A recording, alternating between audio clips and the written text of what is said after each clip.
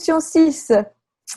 Je dis qu'il y a pire que le changement de loi, c'est le changement de mentalité, c'est-à-dire la banalisation de la levée du tabou symbolique et réel de l'inceste, qui consiste précisément à protéger l'innocence de l'enfant.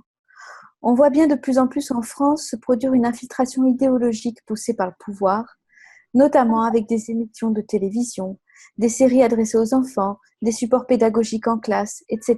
Que pensez-vous de tout cela? Yes, of course. Excuse me. But you cannot move a society without moving the law first. I can't speak really for France, but I can say that in the United States, we first laid groundwork in 1955 with our laws. The softening of the laws, then that allowed those predators who were part of the evil establishment, yeah, to build on that. You see, we have said that in the law, sodomy is really not a problem, maybe, you know, and so on, and we can teach these things in schools, yeah.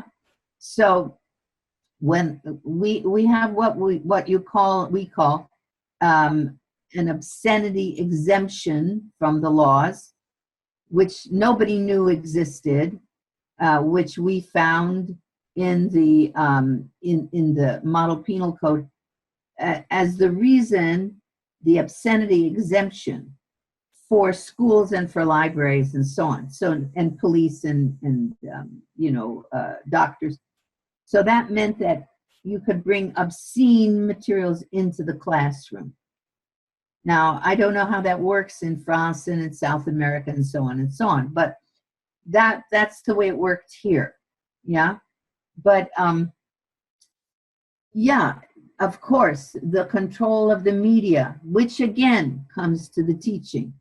You're teaching here in 1960s, late 50s, 60s, you're talking about grooming one generation, which grooms the next generation, which grooms the next generation. So now, of course, you have all these, we don't even worry about pornography anymore. It's child pornography. We don't even worry in a way about child pornography anymore because we're talking about raping little babies, yeah?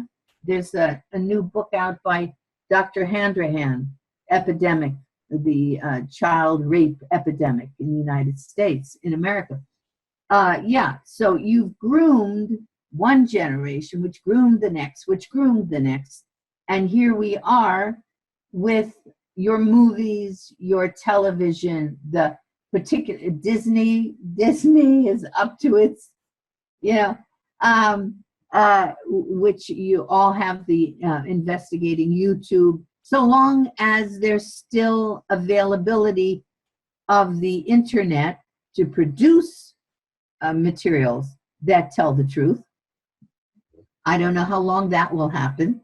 Yeah, that may be shut down because and in the United States we had one television news channel that pretty much told a lot of the truth, which has now been bought by Disney.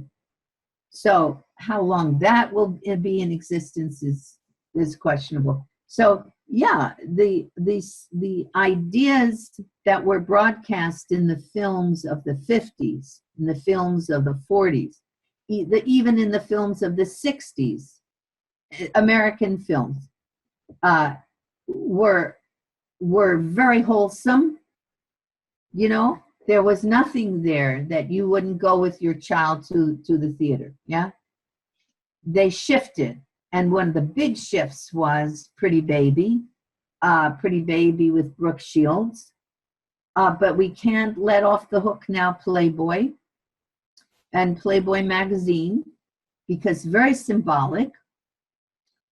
Hugh Hefner, the publisher of Playboy magazine, was a virgin, like most guys were. when he was 22. He was a virgin in college.